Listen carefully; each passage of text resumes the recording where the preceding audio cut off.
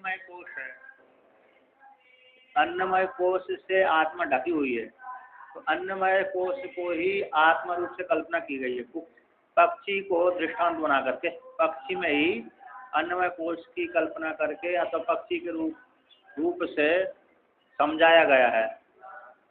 तो यहाँ पर कहते हैं पंचकोश उपन्यासस्य तात्पर्यम आह। पंचकोश के अथवा कोश पंचक के उपन्यास के तात्पर्य को लेकर कहते हैं। कोश पंचक है ना, 5 कोशों का वर्णन आ रहा है अभी, उसके तात्पर्य को लेकर कहते हैं। तो सबसे 5 कोश है, अन्नमय कोश, प्राणमय कोश, मनोमय कोश, विज्ञानमय कोश और आनंदमय कोश है। ये 5 कोश कैसे जगत को विषय करने वाले होते हैं। इनको निषेध करके निषेध शेष तो जयतात अशेषा, तो निषेध का जब शेष रह जाएगा तो वही आत्मा शेष आत्मा बच जाएगी। तो सबसे पहले शाखा चंद्र न्याय, शाखा चंद्र न्याय के माध्यम से इसको निषेध कर रहे हैं, बतला रहे हैं, समझा रहे हैं। कहते सा ही पुरुष यह विद्याया अंतरतमं ब्रह्म संक्रामयितुम् इष्टः तस्य च बाह्यः कार विशेषेषु अनात्मसु आत्मभाविता बुद्धिर अनालम्ब्य विशेषम कंचित सहसा अंतरतम पृथग आत्म विषय निरालंबना च कर्तुम अशक्य इति दृष्ट शरीर आत्म सामान्य कल्पनया शाखा चंद्र निदर्शन वद अंतः प्रवेशयन आह तस्य इदम एव सिरहा। कहते हैं स ही, क्योंकि अस्मा जिस हेतु से स पुरुष, जो वह पुरुष है, यह वल्ली ब्रह्म वल्ली में विद्या अंतरतम ब्रह्म, विद्या के द्वारा वह अंतरतम ब्रह्म को संक्रामितुम, तो संक्रामित पहुंचाने के लिए सम उपसर्ग पूर्वक कृमु पाद विक्षेपे धातु से संक्रामितुम, उस परमात्मा के पास संक्रमण कराने के लिए या तो पहुंचाने के लिए अथवा जानने के लिए इष्ट है पुरुष। जो पुरुष अभी स्थूल जगत में ही भ्रमण कर रहा है, बाहर जगत में विवाह कर रहा है, उसी पुरुष को विद्या के द्वारा अंतरतम जो ब्रह्म है उस ब्रह्म के पास में पहुंचाने के लिए इष्ट है, अभिष्ट है, इष्ट है ना, इन साधक को, विद्वान को। तत्व उसी पुरुष का, जो साधक विद्वान है उसी पुरुष का बाह्य आकार विशेषु, जो अविद्यावस्था में बैठा घूम रहा है उस काल में तो वह बाह्य आकार विशेष में ही अनात्मसु, अनात्मा वाले पदार्थों में आत्मभाविता बुद्धि, उसकी शरीर आदि में ही आत्मबुद्धि बैठी हुई है, क्योंकि अनादि संस्कार से उसकी भावना दृढ़ हो गई है। इसलिए स्थूल शरीर में ही कैसी उसकी आत्मबुद्धि बैठी हुई है, ऐसी जिस किसी साधक की, पुरुष की अनात्म वस्तु में आत्मबुद्धि बैठी, उसी बुद्धि को हटाने के लिए कहते हैं अनालंब्य विशेषम कंचित, किसी के आश्रय किए बिना, आलम्बन आश्रय करके, विशेषम विशेष को आलम्बन करके, और न विशेषम आलम्ब इति अनालंब, विशेष की आलम्बन न करके, कोई आधार न बना करके, सहसा अचानक अंतरतम प्रत्यक्ष आत्मा विषय, जो सहसा अचानक है, अंतरतम, जो अंतरतम प्रत्यक्ष आत्मा सबके भीतर है, अन्नमय कोश, प्राणमय कोश, मनोमय कोश, विज्ञानमय कोश, आनंदमय कोश, उस आनंदमय कोश के भीतर जो प्रत्यक्ष आत्मा है, ऐसी आत्मा को, अंतरतम वाली प्रत्यक्ष आत्मा को विषय करने वाली, तो वह उसको विषय नहीं किया जा सकता।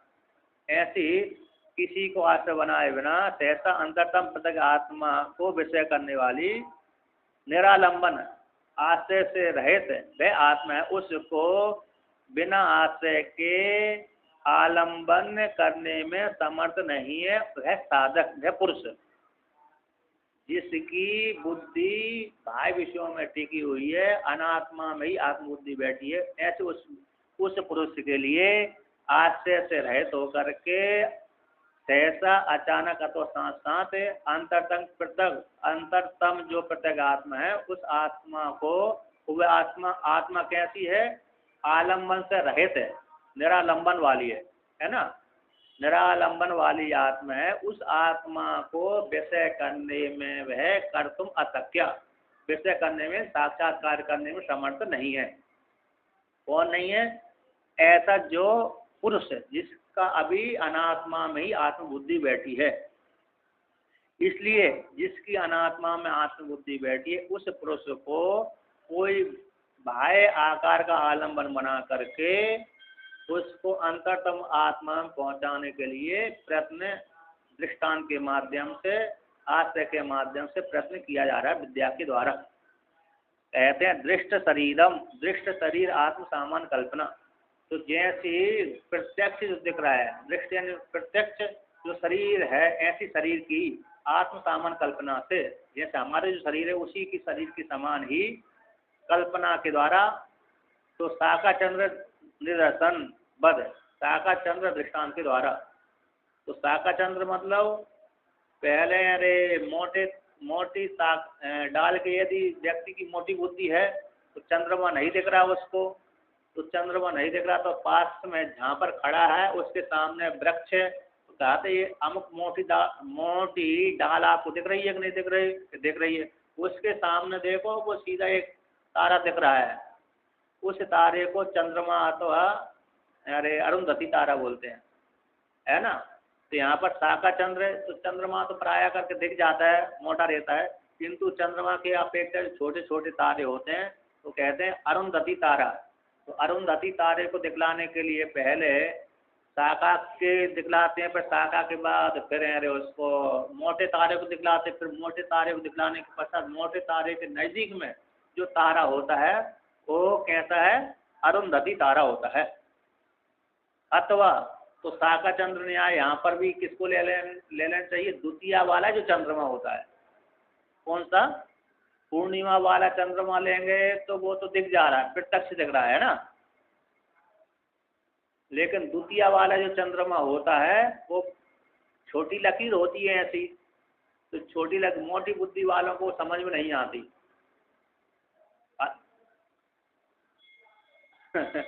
तो द्वितीय का चंद्रमा है ना, द्वितीय का, तो द्वितीय का चंद्रमा इतना ही होता है, यानी एक लकीर होती है।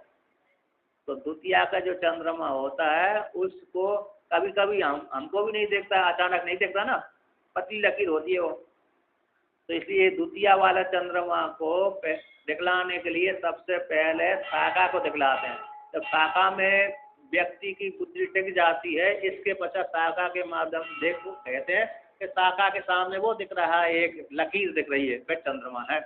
तो जिस प्रकार से शाखा चंद्र के द्वारा अरे शाखा के माध्यम से चंद्रमा का बोध करा दिया जाता है, मोटी बुद्धि वाले को भी सूक्ष्म जो चंद्रमा का बोध करा दिया जाता है, तो दिखला दिया जाता है। उसी प्रकार से पंचकोशों के माध्यम से निर्विशेष आत्मा का बोध करा दिया जाता है, अथवा निर्विशेष आत्मा में प्रवेश करा दिया जाता है ब्रह्म विद्या के द्वारा और अरे अन्नमय कोश आदियों के माध्यम से, आलंबन बना करके, दृष्टांत के माध्यम से, है ना।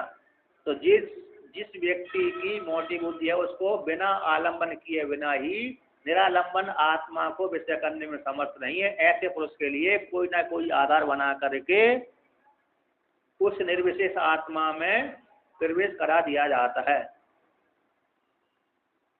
तो उसी को लेकर कहते हैं तस्य, उसका पुरुष का ईदम एक सिर है ही सिर है, प्रवेश कराते हुए कहते हैं अंतः प्रवेशन, अंत भीतर प्रवेश कराते हुए श्रुति कहती है, प्रवेश कराते हुए आहे श्रुति कहती है। क्या कहती है? तस्य, उस पुरुष का ईदम एक सिर है, जो सिर है, जो प्रत्यक्ष हमारा सिर दिख रहा है यही सिर है।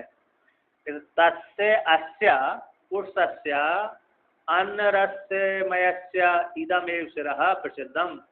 उसका यानी अस्य, इसका, किसका यानी पुरुष का। कौन से पुरुष का? कहते हैं अन्न रसमयस्य, अन्न रस का विकार, अन्न रस से उत्पन्न होने वाला जो स्थूल शरीर है, ऐसे स्थूल शरीर वाले शरीर पुरुष का जो सिर है वह सिर ही सिर है। प्रसिद्ध जो सिर हमारा जो सिर दिख रहा है ये प्रसिद्ध सिर ही सिर है। कहते हैं प्राणमयादि, प्राणमयादिषु अर्थसाम शीर्षस्य तु आदर्शनाद यापि तत्प्रसंगो मा भूत इति इदम एव सिरा इति उच्यते। कहते हैं जिस प्रकार से आगे के जो कोष आएंगे, प्राणमय कोष, मनोमय कोष, विज्ञानमय कोष, आनंदमय कोष है, उसमें तो सिर नहीं है, किंतु आसिर में सिर की कल्पना, अतस्मिन तद्बुद्धि अध्यास है ना, जो जिसमें नहीं है उसका उसमें आरोपण कर देने से अध्यास हो जाता है। अतस्मिन तद्बुद्धि अध्यास, तो जो वस्तु जिसमें नहीं है उस वस्तु को उसमें आरूढ़ कर देना, दिखला देना, उसको अध्यास कह देते हैं उपासना के लिए।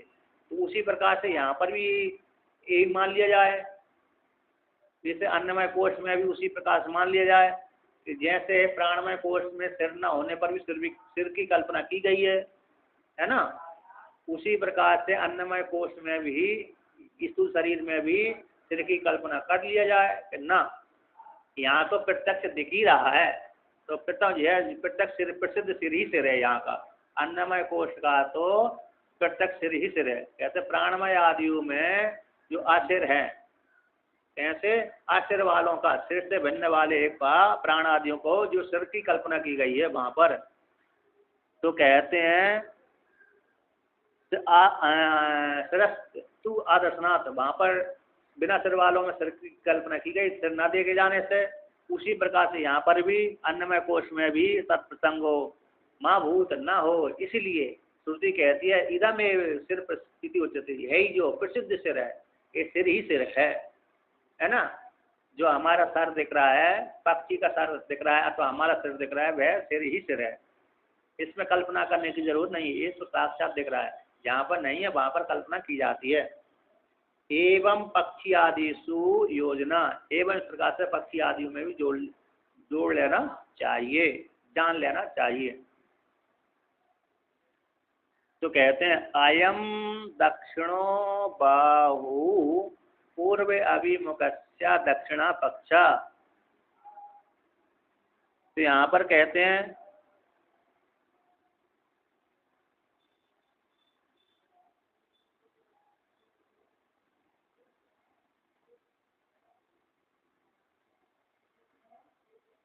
यहाँ पर टीकाकार कहते हैं पच्च पुच्छ शब्द प्रयोग से सुपर्ण आकार की जो कल्पना की गई है, कल्पना को दिखलाया गया है। और उत्तरार्थ में आगे कल्पना के द्वारा बाह्य विषय से असंग, बाह्य विषय में जो आसक्ति है उसको हटा करके बुद्धि का आत्मा में स्थिर करने के लिए है ना, बाह्य विषयों में जो आसक्ति लगी है उसको हटा करके बुद्धि को आत्मा में स्थिर करने के लिए इस प्रकार से कल्पना की गई है। न उपासना विधानम यह विवक्षित, उपासना का विधान की विवक्षा नहीं की गई है। तो आगे कहते हैं यहाँ पर, कहते हैं अयम, अयम मतलब जो जगत में बुद्धि लगी हुई है उसको हटा करके आत्मा में स्थिर करने के लिए इस प्रकार से कल्पना की गई है। अब आगे कहते हैं अयम दक्षिण वायु है, जो दक्षिण वायु है पूर्व अभिमुखस्य दक्षिण पक्षा। कहते हैं कि दक्षिण तो पूर्व की ओर मुख है, उत्तर की ओर मुख करके कह दिया तो दक्षिण दिशा का यदि कोई नाम माप ले, उत्तर दिशा को दक्षिण वाला भाव न मान ले, है कि नहीं। हम अभी तो पूर्व दिशा की ओर मुख करके बैठे हुए हैं, तो कहूँ दक्षिण की ओर है अथवा पश्चिम की ओर है दिशा को मुख करके बैठ जाएंगे तो जो तो उत्तर वाली कौन सी वाली हो जाएगी, उत्तर वाले को पश्चिम दक्षिण वाले को ही अथवा उत्तर वाले को ही हाथ को दक्षिण नाम मान लिया जाए। इसलिए भगवान भास्कर कहते हैं कि पूर्व की ओर खड़े मुख करके खड़े हो जाओ, है ना, पूर्व दिशा की ओर मुख करके खड़े हो जाओ, फिर वो जो दाहिना हाथ होगा वो दक्षिण बाहु कहलाएगा। नहीं तो पश्चिम की ओर दिशा करके जो खड़े हो जाएंगे और कहेंगे हमको तो बायां दाहिना हाथ लेने हैं तो इधर वाला आ जाएगा, बाएं ही आ जाएगा, वहाँ पर उल्टा आ जाएगा। इसलिए यहाँ पर कह दिया कि पूर्वी की ओर मुख करके खड़े हो जाओ। इसके पश्चात जो पूर्वी की ओर मुख करके खड़े होकर के जो दक्षिण पक्ष है उसका भाव है वो दक्षिण पक्ष है पक्षी का। अयम सभ्यो बाहुर उत्तर पक्ष, उसी प्रकार से है पूर्वी की ओर मुख करके खड़े होकर के जो अरे सभ्य बाया भाव है वह पक्षी का उत्तर पक्ष है। अयम मध्यमो देह भागा आत्मा अंगनम है, दोनों पंखों के बीच में का जो देह है मोटा पिंड विशेष है वह सारे अंगों का आत्मा है। इन सारे नस नाड़ियाँ उसी से जुड़ी हुई हैं। बीज के मध्य भाग से सारी नस नाड़ियाँ जुड़ी हैं, इसलिए बीज की जो है सारे अंगों का आत्मा कहलाता है। देह का मध्य भाग आत्मा कहलाता है। उसमें श्रुति उदाहरण देते हैं, मध्यम ही एसम अंगानम आत्मा इति श्रुते, क्योंकि है अंगों का बीच का जो भाग है अंगों का आत्मा कहलाता है। अंगों का आत्मा है बीच का मध्य भाग। कहते मेरे में भी नहीं लिखा तो नहीं लिखा तो सिद्ध होता है कि किसी को मिला ही नहीं है क्या नहीं। दरअसल गीता प्रेस वाले ही ज्यादा खोज करके लिखते थे ये श्रुति कहाँ से आई कहाँ से नहीं आई।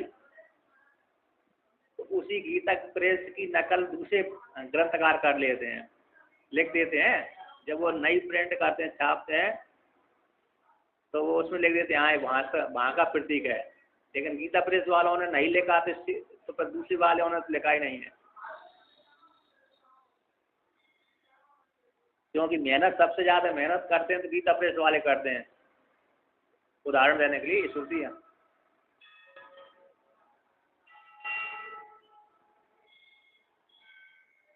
हाँ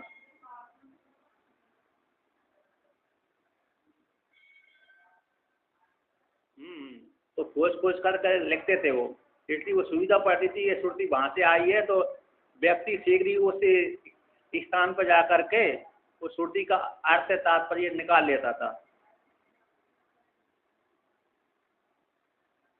तो यहाँ पर कहते हैं इदम इति, इदम नहीं है इति, नाभेर अधस्ताद यद अंगम तत् उच्चम प्रतिष्ठा। कहते हैं नाभि से नीचे का भाग, नाभेर अधस्ताद, नाभि से नीचे का यद अंग है वह जो अंग है वह उच्च यानी प्रतिष्ठा कहलाती है। उच्चम प्रतिष्ठा ऊंच प्रतिष्ठा है। क्योंकि ऊंच प्रतिष्ठा क्यों है तो कहते हैं प्रतिष्ठति अनया इति प्रतिष्ठा उच्चम इव, उच्चम अधो लंबन सामान्याद यतः गोपुच्छम प्रतिष्ठति अनया इति प्रतिष्ठा। इसके द्वारा अनया इसके द्वारा प्रतिष्ठति प्रतिष्ठित होती है। पूंछ के द्वारा ही प्रतिष्ठा को प्राप्त होती है। पक्षी में पूंछ ना हो तो उड़ नहीं सकता है ना, बैलेंस नहीं बन सकता, धुड़क जाएगा। काट की पुतली काट की चिड़िया बनाएंगे उसमें पूंछ नहीं रखेंगे तो कैसे आगे की ओर झुक जाएगी, गिर जाएगी। इसलिए पंख के द्वारा मतलब पूंछ के द्वारा उसका बैलेंस बनता है, स्थित रहती है। इसलिए अनया ये पूंछ प्रतिष्ठा है, पूंछ के समान पूंछ है, पूंछ के समान पूंछ है। तो अधोलंबन सामान्यात है, जैसे पक्षियों के जैसे गाय की पूंछ नीचे लटकी रहती है उसी प्रकार से पक्षियों की पूंछ नीचे झुकी रहती है, लटकी रहती है।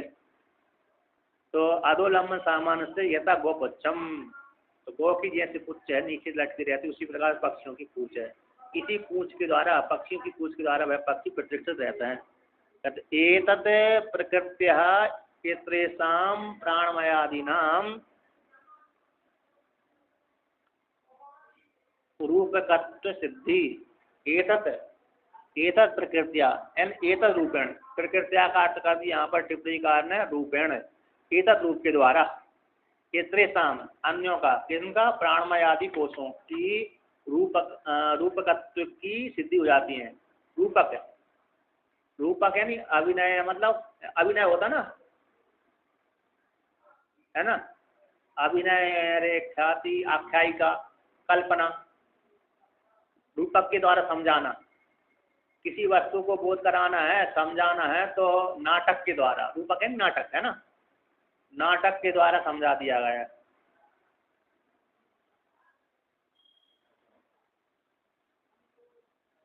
हाँ हाँ, कटकी, हाँ, कल्पना मतलब वो नाटक ही तो होता ना वो।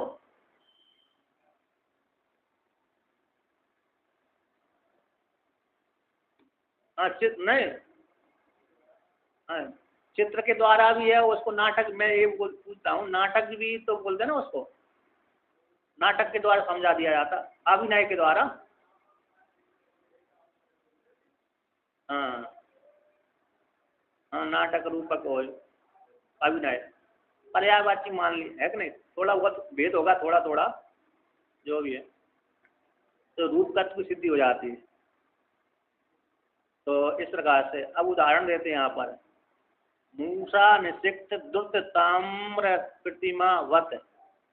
जैसे मूसा निषिक्त यानी मूसा का बोलते सांचा, मूसा यानी सांचा, सांचा में निषिक्त डाला गया, निषिक्त सिक्त धातु है, सिंचने, सिक्त सिंचने धातु से, और नी उपसन लगा दी तो निषिक्त हो गए, विशेष रूप से सिक्त डाल दिया गया।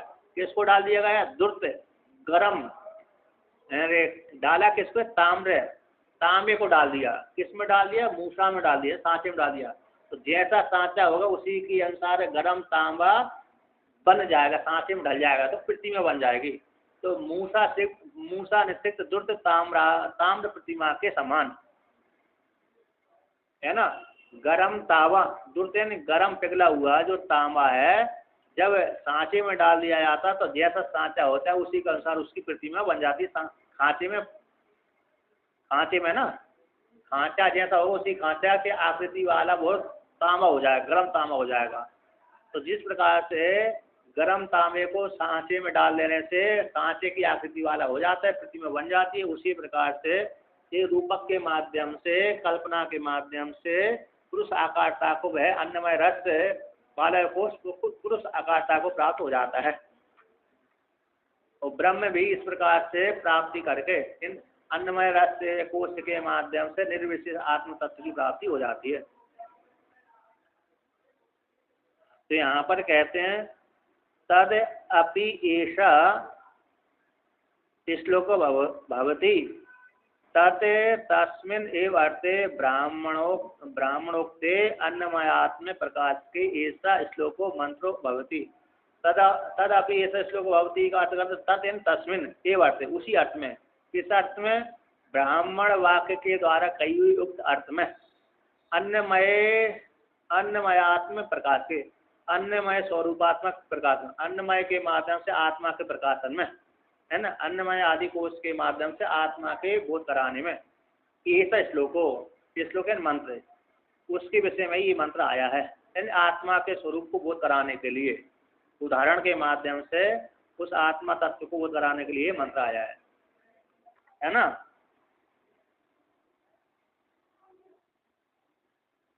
तो तत्त बुद्धि को स्थिर करने के लिए इस प्रकार से कोषों की कल्पना की गई है। वहां से पूर्व कोषों को हटाएंगे और उत्तर कोषों में स्थिर करेंगे।